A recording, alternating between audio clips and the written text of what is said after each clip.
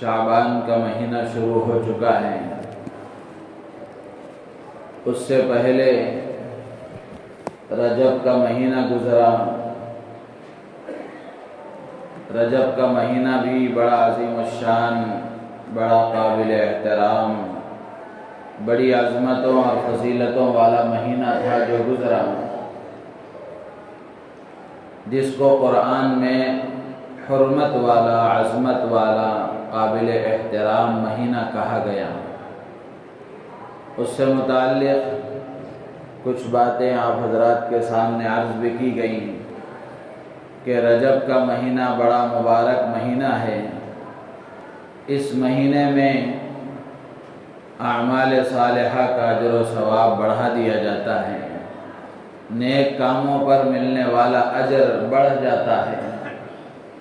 تو اس لیے بطور خاص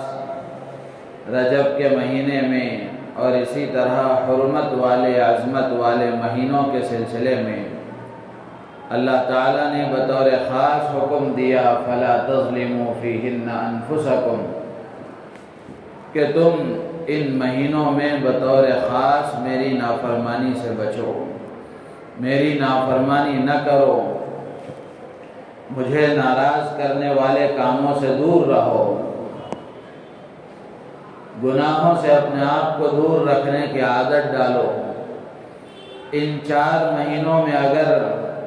اپنے آپ کو گناہوں سے دور رکھنے کی عادت کوئی آدمی ڈال لیتا ہے تو سلف صالحین،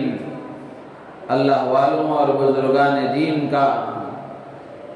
یہ خیال ہے اور یہ کہنا ہے کہ جو آدمی ان 4 حرمت والے مہینوں میں اپنے آپ کو گناہوں سے بچاتا ہے، نیک کاموں کا اپنے آپ کو عادی بناتا ہے، اللہ تعالیٰ اسے بقیہ مہینوں میں سال بھر اسے گناہوں سے بچنے کی توفیق عطا فرماتے ہیں، نیک کاموں کے کرنے کی توفیق عطا فرماتے ہیں۔ تو رجب کا مہینہ تو گزر چکا، جن کو اللہ نے توفیق دی وہ سعادت مند ہیں، قابل مبارکباد ہیں۔ بڑی خوش نصیبی کی بات ہے کہ رجب کا مہینہ ان کی زندگی میں انہیں ملا اور انہوں نے اس سے فائدہ اٹھایا اور اللہ کو راضی کرنے والے کاموں میں اپنے آپ کو لگایا، گناہوں سے اپنے آپ کو بچانے کی پوری کوشش کی۔ تو ایسے بندے بڑے قابل مبارکباد ہیں، بہت ہی سعادت مند ہیں، خوش نصیب ہیں۔ اور اگر خدا نخواستہ کسی نے اتنے مبارک مہینے کے زندگی میں ملنے کے بعد بھی ذرا برابر اس کی پرواہ نہیں کی اور اس میں عام دنوں کی طرح اپنے آپ کو گزار دیا، اللہ کی طرف متوجہ جیسا ہونا چاہیے تھا ویسا نہیں ہو سکا، تو اس کو چاہیے کہ وہ اللہ سے توبہ اور استغفار کریں، اللہ سے معافی طلب کریں۔ تو رجب کے مہینے کے بعد اب یہ شعبان کا مہینہ شروع ہوا ہے، شعبان کے بعد پھر رمضان کا مہینہ آئے گا۔ تو یہ شعبان کا مہینہ بھی بڑی فضیلت والا مہینہ ہے، بڑی عظمت والا مہینہ ہے، بہت ہی زیادہ فضائل احادیث میں اس کے آئے ہیں۔ دراصل یہ شعبان کا مہینہ ہو یا اس سے پہلے رجب کا مہینہ ہو، یہ رمضان کا مقدمہ ہے، رمضان کی تیاری کا مہینہ ہے شعبان، کہ شعبان جیسے ہی شروع ہو گیا تو مسلمان کو چاہیے کہ وہ رمضان کے آنے کے لیے، رمضان کے آنے سے پہلے رمضان کے لیے اپنے آپ کو تیار کریں، رمضان کے لیے اپنے آپ کو پوری طریقے سے تیار کریں تاکہ وہ رمضان سے پورا فائدہ اٹھا سکے، رمضان سے بھرپور استفادہ کر سکے۔ تو اس کے لیے شعبان کے مہینے سے ہی آدمی کو پابند بنا لینا چاہیے، اپنے آپ کو عادی بنا لینا چاہیے خیر کے کاموں کا، اپنے آپ کو عادت ڈال لینی چاہیے خیر کے کاموں کی اور گناہوں سے بچنے کی، تاکہ رمضان کا مہینہ آئے تو نیک کام بوجھ نہ سمجھ میں آئے، اور خیر کے کام کرنے میں بوجھ محسوس نہ ہو، آدمی پہلے ہی سے عادت بنا لیتا ہے تو رمضان کے آنے کے بعد نیک کام کرنا اس کے لیے آسان ہو جاتا ہے، برائیوں سے بچنا اس کے لیے آسان ہو جاتا ہے، اس لیے کہ ایک مہینہ پہلے سے اس پر محنت ہوئی ہے،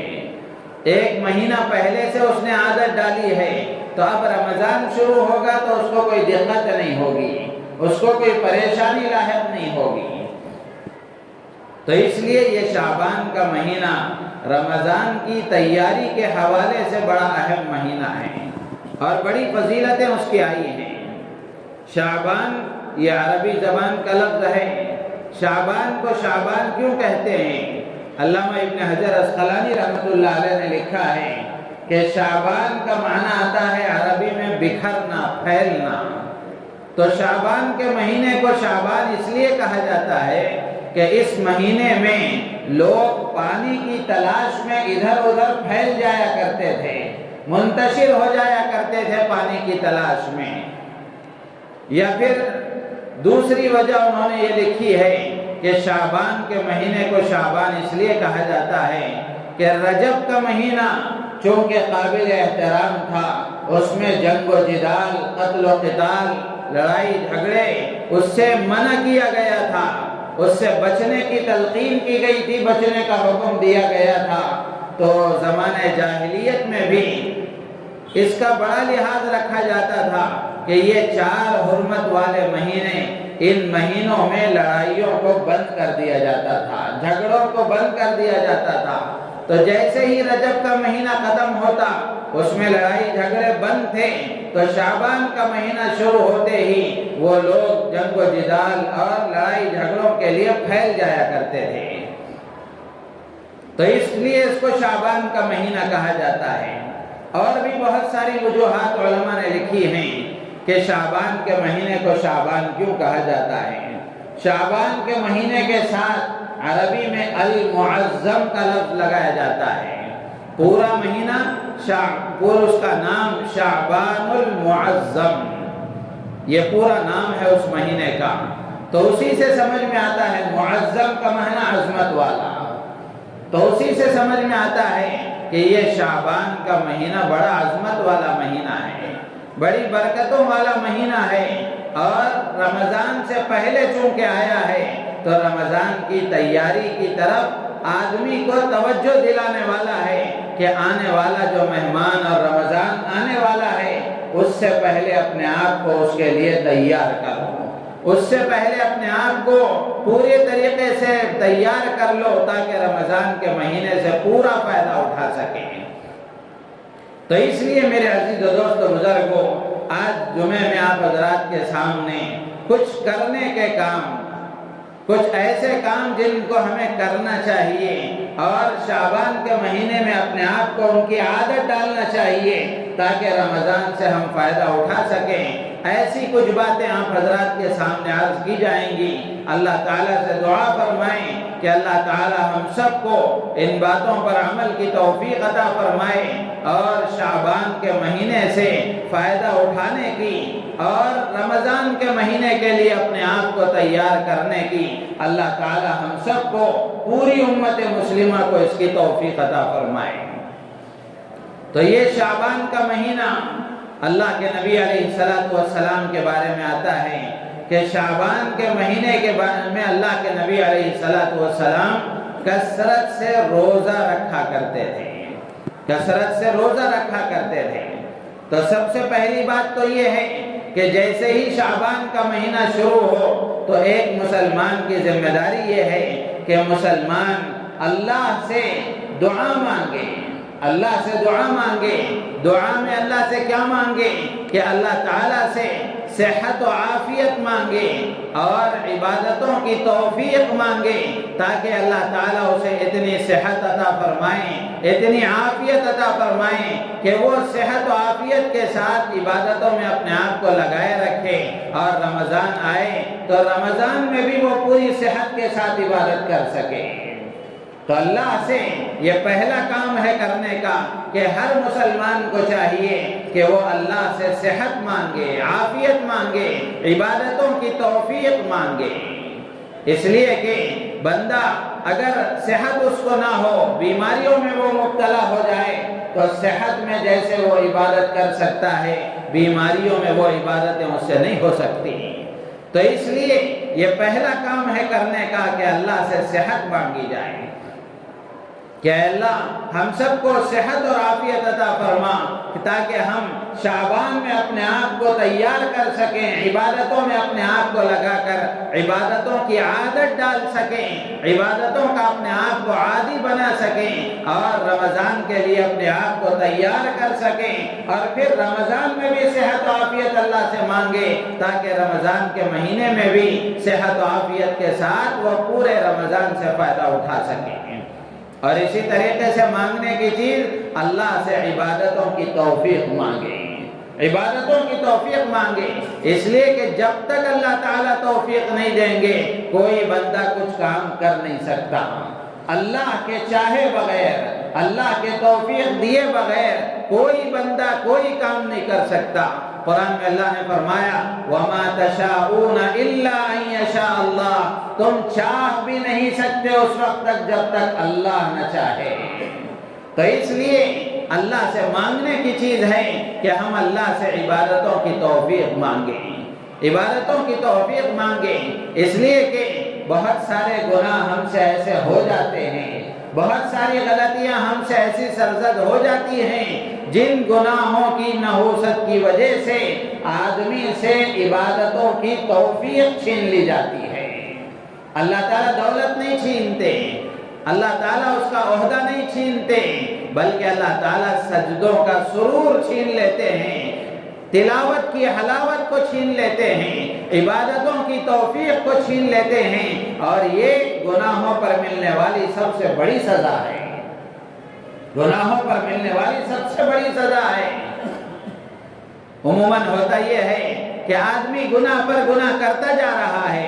اور مال و دولت میں اضافہ ہو رہا ہے، لوگ عزتوں میں اضافہ کر رہے ہیں، اور عہدوں پر عہدے ملتے جا رہے ہیں، ذرا برابر کوئی فرق نہیں آ رہا ہے، سر میں درد تک نہیں ہو رہا ہے، تو آدمی اور فرعون بن جاتا ہے، اور زیادہ نمرود بن جاتا ہے، اور غرور اس کے اندر پیدا ہو جاتا ہے کہ اگر اللہ ناراض ہوتا تو یہ دولت کیوں دیتا۔ میرے عزیز و دوست بزرگوں، دولت کا مل جانا اللہ کی رضامندی کی دلیل نہیں ہے، اور دولت کا چھن جانا اللہ کی ناراضگی کی دلیل نہیں ہے، بلکہ آدمی گناہوں میں مبتلا ہے، وہ یہ دیکھے کہ اس کو نمازوں کی توفیق ہو رہی ہے کہ نہیں ہو رہی ہے، اور تلاوت کی توفیق ہو رہی ہے کہ نہیں ہو رہی ہے، اللہ کے ذکر کی توفیق اس کو ہو رہی ہے کہ نہیں ہو رہی ہے، عبادتوں میں اس کو مزہ آ رہا ہے کہ نہیں آ رہا ہے، عبادتوں میں اس کا دل لگ رہا ہے کہ نہیں لگ رہا ہے۔ اگر عبادتوں میں مزہ آ رہا ہے، عبادتوں میں دل لگ رہا ہے، عبادتوں کے لیے طبیعت آمادہ ہے، طبیعت چاہتی ہے، تو پھر آدمی کو اللہ کا شکر ادا کرنا چاہیے، بھلے دولت ملے یا نہ ملے، عہدہ ملے یا نہ ملے، عزت ملے یا نہ ملے، اللہ تعالیٰ نے عبادتوں کی توفیق عطا فرما رکھی ہے، نمازوں کے اہتمام کی توفیق عطا فرما رکھی ہے، قرآن کی تلاوت کی توفیق عطا فرما رکھی ہے، تو یہ بہت بڑی سعادت ہے جو اس کو حاصل ہے۔ اور اگر اس سے محروم کر کے اللہ نے سب کچھ دے رکھا ہے لیکن سجدوں کے سرور سے محروم ہے، تلاوت کی حلاوت سے محروم ہے، عبادتوں کی توفیق سے محروم ہے، تو وہ سب سے بڑا محروم ہے، سب سے بڑا محروم ہے۔ تو اس لیے شعبان کا مہینہ شروع ہوا ہے، تو ہم سب کی ذمہ داری یہ ہے کہ ہم اللہ کی بارگاہ میں صحت و عافیت کے ساتھ عبادتوں کی توفیق مانگیں، عبادتوں کی توفیق مانگیں، اس لیے کہ توفیق کے بغیر کوئی کام نہیں ہو سکتا۔ اللہ تعالیٰ جس کو توفیق دے دیں اس کے لیے کچھ مشکل نہیں ہے۔ تو اس لیے یہ کرنے کا پہلا کام ہے کہ اللہ سے صحت و عافیت مانگیں اور اللہ سے توفیق عبادت مانگیں۔ رجب کا مہینہ شروع ہوتا، اللہ کے رسول علیہ السلام دعا مانگا کرتے تھے، اللہم بارک لنا فی رجب و شعبان وبلغنا رمضان۔ علماء محدثین نے لکھا ہے اس میں اللہ کے رسول علیہ السلام بھی یہ دعا مانگتے تھے کہ اللہ اتنی زندگی عطا فرما اور اتنی صحت و عافیت عطا فرما کہ رجب میں بھی ہمارے لیے برکت رہے، صحت رہے، شعبان میں بھی ہمارے لیے برکت رہے، صحت رہے، اور عافیت کے ساتھ رمضان ہماری زندگی میں ہمیں ملے اور رمضان سے بھی ہم بھرپور استفادہ کر سکیں۔ تو اس لیے یہ کرنے کا پہلا کام ہے۔ جتنے احباب یہاں جمع ہیں ان سے میں عرض کروں گا کہ جو باتیں آج آپ کے سامنے عرض کی جائیں گی وہ آپ دل کی تختی پر لکھیں، قبولیت کے کانوں سے سنیں، خود بھی عمل کرنے کی کوشش کریں، اپنے گھروں میں اپنے بیوی بچوں کے سامنے اس کا مذاکرہ کریں۔ دنیا بھر کی باتیں ہم گھروں میں سناتے ہیں لیکن دین کی باتیں سنانے کا مزاج ختم ہوتا جا رہا ہے۔ گھروں میں دینی مذاکرے نہیں ہیں، گھروں میں بیوی کو دین بتانے کی شوہر کو توفیق نہیں ہے، بچوں کو دین بتانے کی نہ ماں کو توفیق ہے نہ باپ کو توفیق ہے، تو گھر میں ماحول دین کا کیسے آئے گا؟ تو اس لیے جیسے آپ راستے سے گزر رہے ہیں، کوئی خدا نخواستہ ایکسیڈنٹ ہو گیا یا کوئی میلہ لگا ہوا تھا، چیزیں فروخت ہو رہی تھی، تو آپ کے دماغ پر اس کا ایک تاثر رہتا ہے۔ جیسے ہی آپ گھر آتے ہیں بیوی کو سناتے ہیں کہ بڑا خراب ایکسیڈنٹ ہو گیا، پتہ نہیں اس کا کیا حال ہوا، یا اسپاٹ پر وہ چلا گیا، جو کچھ بھی ہوا وہ ہوا، یہ خبر گھر میں سنائی جاتی ہے۔ یا پھر راستے میں آتے ہوئے کوئی میلہ لگا ہوا تھا، کوئی چیزیں فروخت ہو رہی تھیں، یا پھر کوئی سرکش تھا، کوئی دکھایا جا رہا تھا، کرتب دکھایا جا رہا تھا، تو گھر میں آنے کے بعد بیوی کو سناتے ہیں، بچوں کو سناتے ہیں کہ وہاں وہ چیز فروخت ہو رہی تھی، بک رہی تھی، ویسی تھی، ایسا تھا ویسا تھا، دنیا بھر کی باتیں ہم سناتے ہیں۔ نہیں سناتے تو اللہ کا دین نہیں سناتے، نہیں سناتے تو دین کی باتیں نہیں سناتے۔ کہ میں جمعے کے لیے گیا تھا، ہاں نہیں سنانے کی ایک بڑی وجہ یہ بھی ہے کہ اس لیے کہ بیان میں آتے ہی نہیں ہیں، بیان میں آتے ہی نہیں ہیں، بیان کے ختم ہونے کا آج کا نوجوان انتظار کرتا ہے، دین کی باتیں سننے کی انہیں توفیق نہیں ہے۔ میرے عزیز و دوستو بزرگوں، بڑی محرومی کی بات ہے، بڑی محرومی کی بات ہے۔ ماں باپ کو اس کی فکر کرنا چاہیے کہ اپنی اولاد کو ترغیب دیں، تاکید کریں اور توجہ دلائیں کہ وہ جمعے کے جو بیانات ہوتے ہیں یہ کوئی فارمیلٹیز نہیں ہیں کہ کوئی ایک آدمی بیٹھ کر ایک آدھا گھنٹہ پونا گھنٹہ وقت گزاری کر لے، اس کے بعد یہ اہم لوگ آئیں گے، پھر اس کے بعد وہ نماز پڑھ کے پھر فوراً چلے جائیں گے، جا کر کریں گے کیا؟ چوراہوں پر کھڑے ہو کر وقت گزاریں گے۔ میرے عزیز و دوست بزرگوں، دین کی بات کے سننے کی توفیق کا ملنا یہ اللہ کی طرف سے بہت بڑی سعادت ہے۔ جو وقت سے پہلے آتے ہیں، پورا بیان سنتے ہیں، ان کے لیے بڑی مبارکبادی ہے، وہ بڑے سعادت مند ہیں، بڑے مبارکباد کے قابل ہیں کہ اللہ نے انہیں سننے کی توفیق عطا فرمائی ہے۔ اس لیے کہ یہ سننا پہلا درجہ ہے، سنے گا نہیں تو آدمی اس کو معلوم کیسے ہوگا؟ سنے گا نہیں تو اس کو پتہ چلے گا کیسے؟ سنے گا نہیں تو عمل کا جذبہ کیسے بنے گا؟ اسی لیے قرآن میں اللہ نے فرمایا الذین یستمعون القول فیتبعون احسنہ، اللہ فرماتے ہیں جو دین کی بات کو دھیان سے غور سے سنتے ہیں۔ غور سے کون سنے گا؟ جو مجلس میں آ کر بیٹھے گا وہ سنے گا، آواز پر جائے گا۔ بہت سارے لوگوں کو ہم نے دیکھا ہے اور بیان کے ختم ہونے کے بعد خطبے کے وقت میں وہ آتے ہیں، گلی میں ان کا گھر ہے، گلی میں ان کا دکان ہے، وہ یہ سمجھتے ہیں آواز تو آ ہی رہی ہے، آواز تو آ ہی رہی ہے، یہیں سے سن لیں گے۔ میرے عزیز و دوست بزرگوں، مسجد میں آدمی آئے گا، یہاں ماحول میں بیٹھ کے سنے گا تو وہ دین کی بات غور سے سنے گا۔ اللہ فرماتے ہیں الذین یستمعون القول، جو دین کی بات کو غور سے، دھیان سے، کان لگا کر عمل کی نیت سے سنتے ہیں تو پھر اس کے بعد ان کو عمل کی توفیق بھی ہوتی ہے، عمل کی توفیق بھی ہوتی ہے۔ 10 باتیں آدمی سنتا ہے تو کم سے کم 2 باتوں پر تو عمل کرتا ہے، یہ بھی کیا کوئی معمولی توفیق ہے؟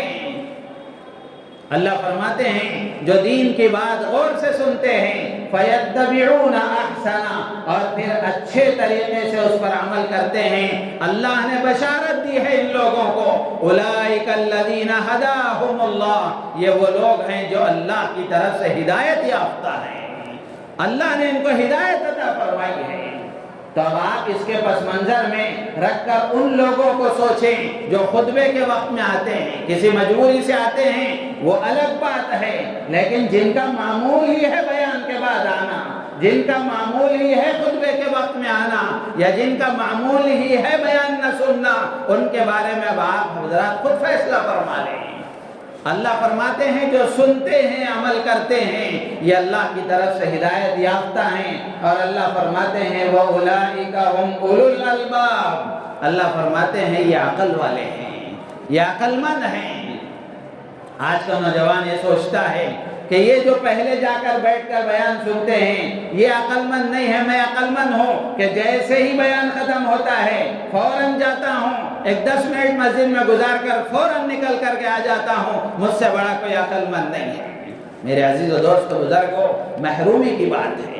محرومی کی بات ہے، سعادت مندی اور خوش نصیبی کی بات یہ ہے کہ آدمی بیان میں آئے، دین کی بات عظمت سے سنے اور پھر اس پر عمل کرے۔ آدمی سننے کا حق ادا کرتا ہے، اللہ تبارک و تعالی اسے عمل کی توفیق ضرور دیتے ہیں، ضرور دیتے ہیں۔ تو اس لیے پہلا کام جو کرنے کا ہے وہ یہ کہ اللہ سے صحت و عافیت مانگے، عبادتوں کی توفیق مانگے، اور رمضان سے پہلے عبادتوں کے لیے اپنے آپ کو تیار کرنے میں اللہ سے مدد مانگے، اللہ سے مدد مانگے کہ اللہ تو میری مدد فرما، تلاوت کے لیے میری مدد فرما، نمازوں کی پابندی کے لیے میری مدد فرما۔ اللہ کی مدد شامل حال ہوگی، دنیا کی کوئی طاقت اس کو نہیں روک سکتی۔ تو آج ضرورت اس بات کی ہے کہ مسلمان اللہ کی طرف متوجہ ہو کر اللہ کی مدد کو اپنے ساتھ شامل حال کریں، اللہ کی مدد کو اپنے ساتھ لیں۔ صحابہ کرام رضوان اللہ تعالی علیہم اجمعین کی زندگیاں ہم دیکھیں، ظاہری اسباب ان کے پاس کم تھے لیکن اللہ کی مدد ان کے ساتھ تھی، جس کی وجہ سے دینی اعتبار سے، دنیاوی اعتبار سے ان کا ہر کام اللہ تعالیٰ اپنی قدرت سے بنا دیتے تھے۔ تو اس لیے اللہ سے تیاری میں مدد مانگیں۔ اور تیسرا کام کرنے کا یہ ہے کہ رمضان چونکہ قرآن کا مہینہ ہے، رمضان قرآن کا مہینہ ہے، اللہ فرماتے ہیں شہر رمضان الذی انزل فیہ القرآن، رمضان کا مہینہ وہ ہے جس میں قرآن نازل کیا گیا۔ اللہ چاہتے کسی اور مہینے میں نازل کر سکتے تھے، رمضان کا انتخاب اللہ نے فرمایا ہے، تو رمضان کو اور قرآن کو ایک مناسبت ہے،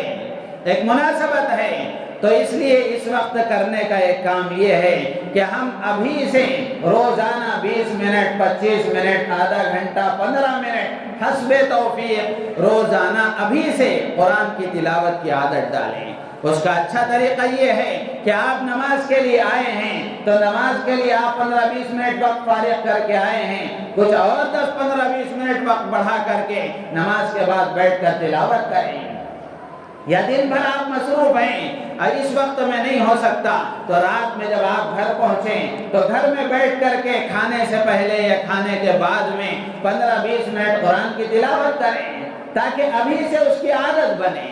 ابھی سے وہ ماحول بنے قرآن کی تلاوت کا۔ جیسے رمضان میں کتنا حسین ماحول ہوتا ہے کہ نمازوں کے بعد بھی مصلی بیٹھ کر قرآن کی تلاوت میں مشغول ہو جاتے ہیں اور قرآن کے پڑھنے کا اہتمام ہوتا ہے، گھر میں مستورات بھی قرآن کے پڑھنے کا اہتمام کرتی ہیں، تو ابھی سے اس کا اہتمام کریں، روزانہ 15-20 منٹ کی عادت ڈالیں تاکہ رمضان کے آنے سے پہلے ہی ہم اس کے عادی ہو جائیں، قرآن کی تلاوت کی عادت بن جائے، اور جب رمضان شروع ہوگا تو پھر تلاوت میں اور اضافہ کرنے میں آسانی ہوگی، اور اضافہ کرنے میں آسانی ہوگی، کم سے کم 1 پارہ رمضان میں ہم روزانہ پڑھ سکیں گے۔ اس لیے کہ سلف صالحین کے بارے میں آتا ہے کہ بعض سلف صالحین شعبان کے مہینے کو شہر القرہ کہا کرتے تھے، شہر القرہ، کہ یہ قرآن کی تلاوت کرنے والوں کا مہینہ ہے، اس لیے کہ اللہ والوں کے بارے میں آتا ہے کہ وہ سلف صالحین شعبان کے مہینے میں ہی روزوں کے ساتھ قرآن کی تلاوت کا اہتمام کرتے تھے، اس کی طرف خوب توجہ دیتے تھے۔ ایک اللہ والے کے بارے میں آتا ہے عمر ابن قیس ملائی رحمت اللہ علیہ، ان کے بارے میں آتا ہے جب شعبان کا مہینہ شروع ہوتا تو وہ اپنی دکان بند کر دیتے تھے اور اپنے آپ کو قرآن کی تلاوت میں لگایا کرتے تھے تاکہ رمضان کے آنے سے پہلے ہی وہ قرآن کی تلاوت میں اچھی طرح اپنے آپ کو مشغول کر سکیں، اور جب رمضان شروع ہوتا تو ان کی عبادتوں میں اور اضافہ ہو جاتا تھا۔ میرے عزیز و دوست بزرگوں، یہ اللہ والے وہ ہیں جن کی زندگیاں ہمارے لیے مشعل راہ ہیں۔ ہم چاہیں تو ہم بھی کر سکتے ہیں، لیکن بات یہ ہے کہ اللہ کے ساتھ وہ تعلق ہو، اللہ کے ساتھ وہ محبت ہو، اللہ کے کلام کے ساتھ وہ محبت ہو۔ آج بھی دنیا میں ایسے لوگ موجود ہیں کہ رمضان کا مہینہ شروع ہوتا ہے، ان کا اپنا کاروبار بند ہو جاتا ہے، وہ اپنے کاروبار کو بند کر دیتے ہیں کہ رمضان کا مہینہ سال میں ایک مرتبہ آتا ہے، ایک مہینہ اگر میں نے اپنے آپ کو عبادت میں لگا لیا تو کیا خسارہ ہے، یہ تو سیزن ہے عبادتوں کا، اس میں اپنے آپ کو لگا لیں۔ یہ تو عظیمت کی بات ہوئی، کم سے کم ہم رمضان میں اپنی عبادتوں کی مقدار بڑھا سکیں، تو اس کے لیے ابھی سے اپنے آپ کو قرآن کی تلاوت کا عادی بنائیں، ابھی سے اپنے آپ کو قرآن کی تلاوت کی عادت ڈالیں، 20-25 منٹ روزانہ پڑھنے کی کوشش کریں، اور پھر رمضان شروع ہوگا تو پھر اور تلاوت میں اضافہ کرنے میں سہولت ہوگی۔ اگر اب سے عادت نہیں بنے گی تو پھر ہوگا یہ کہ رمضان شروع ہوگا تو 10-15 منٹ پڑھتے ہی طبیعت اکتا جائے گی، تو اس لیے ابھی سے اس کی عادت بنائیں۔ اور اسی طرح رمضان شعبان کے مہینے میں اللہ کے نبی علیہ السلام کے بارے میں آتا ہے کہ اللہ کے نبی علیہ السلام کثرت سے روزہ رکھا کرتے تھے۔ ام المومنین حضرت عائشہ صدیقہ رضی اللہ تعالیٰ عنہ فرماتی ہیں کہ اللہ کے نبی علیہ السلام کو مسلسل لگاتار 2 مہینے روزہ رکھتے ہوئے ہم نے کبھی نہیں دیکھا سوائے شعبان اور رمضان کے۔ یعنی اللہ کے نبی علیہ السلام کو یہ بھی موجود ہے حدیث میں کہ احب الشہور، اللہ کے نبی علیہ السلام کو یہ بات پسند تھی کہ وہ شعبان میں روزہ رکھتے رمضان میں داخل ہو جائیں۔ تو یہ اللہ کے نبی علیہ السلام کو پسند تھا کہ آپ شعبان میں روزہ رکھا کرتے تھے، نفلی روزوں کا اہتمام فرمایا کرتے تھے، تاکہ روزہ رکھ کر جب عادت بنے گی تو پھر رمضان میں روزہ رکھنے میں بھی سہولت ہوگی۔ ورنہ ہوتا یہ ہے کہ لوگ معمولی بہانوں سے، ہلکے عذروں کی وجہ سے رمضان جیسا مقدس روزہ چھوڑ دیتے ہیں۔ بنگلور میں اگر کوئی رمضان کا روزہ چھوڑے اس سے بڑا کون محروم ہو سکتا ہے؟ ان علاقوں کو چھوڑیں جہاں 15-20 گھنٹے کا روزہ ہوتا ہے، لیکن وہ عظیمت والے ایمان والے ایسے ہیں کہ وہاں ان حالات میں بھی، گرمیوں میں بھی روزے کا اہتمام کرتے ہیں۔ کوئی واقعی ماہر ڈاکٹر، مسلمان ڈاکٹر، شرعی عذر اگر ہے تو روزہ چھوڑنے کی اجازت ہو سکتی ہے، ورنہ تو معمولی بہانوں سے روزہ چھوڑ دینا یہ انتہائی درجے کی محرومی کی بات ہے۔ تو اس لیے ابھی سے نفلی روزوں کا اہتمام کریں تاکہ رمضان میں روزہ رکھنے کی عادت ہو جائے اور روزہ رکھنے میں کوئی دقت نہ ہو، تو نفلی روزوں کا اہتمام ہو۔ اللہ کے نبی علیہ السلام کے بارے میں آتا ہے کہ آپ شعبان کے مہینے میں کثرت سے روزہ کیوں رکھا کرتے تھے؟ خود اللہ کے نبی علیہ السلام سے پوچھا گیا تو اللہ کے نبی نے فرمایا کہ یہ وہ مہینہ ہے جس میں اکثر لوگ غفلت کا شکار ہیں، وہ یہ ہے کہ وہ شہر، یہ وہ مہینہ ہے جس مہینے میں بندوں کے اعمال اللہ کی بارگاہ میں پیش کیے جاتے ہیں، اللہ کی بارگاہ میں پیش کیے جاتے ہیں، اور ہم سب کے محسن آقا امام الانبیاء حضرت محمد رسول اللہ صلی اللہ تعالی علیہ وسلم کی تمنا ہم دیکھیں۔ اللہ کے نبی فرماتے ہیں وَأَنَا أُحِبُّ أَن يُرْفَعَ عَمَلِي وَأَنَا صَائِمٌ، میری تمنا یہ ہے، میری پسند یہ ہے، میں چاہتا یہ ہوں کہ میرا عمل جب اللہ کی بارگاہ میں پیش ہو تو میں روزے سے رہوں، میں روزے سے رہوں۔ میرے عزیز و دوست بزرگوں، علامہ ابن ابی دنیا رحمت اللہ علیہ بہت بڑے بزرگ گزرے ہیں،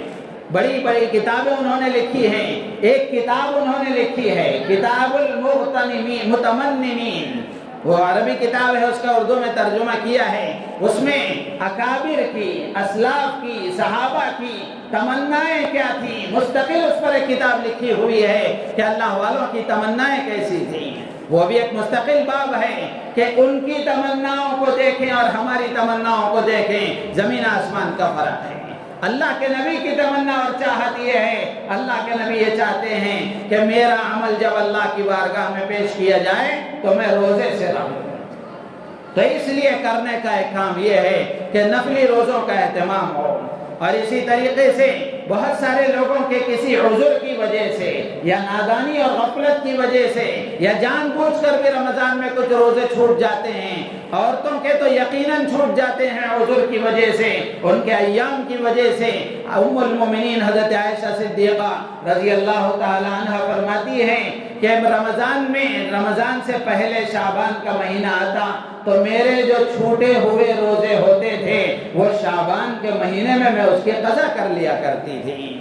تو اس لیے ہم اپنے گھر کی عورتوں کو ترغیب دیں، اور خود کے بھی اگر روزے چھوٹے ہوئے ہیں تو یہ شعبان کا مہینہ بڑا مبارک مہینہ ہے، اس مہینے میں چھوٹے ہوئے روزوں کی قضا کر لیں۔ اور اسی طریقے سے رمضان سے پہلے ہی یہ شعبان کے مہینے میں ہی ہم اس کی عادت ڈالیں کہ موبائل کا استعمال اس سے جتنا ہمارا وقت ضائع ہوتا ہے اتنا کسی اور چیز میں ضائع نہیں ہوتا۔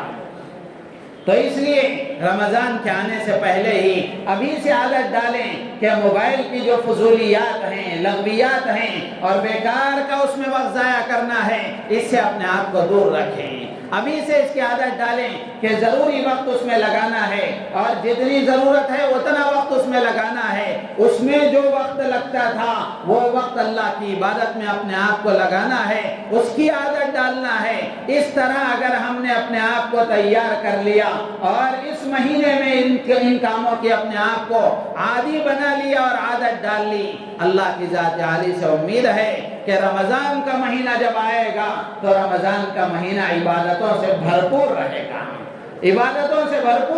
گا، اور ہم رمضان کے مہینے میں عبادت کرنے میں ذرا برابر دقت محسوس نہیں کریں گے، اس لیے کہ پہلے ہی سے عادت بنی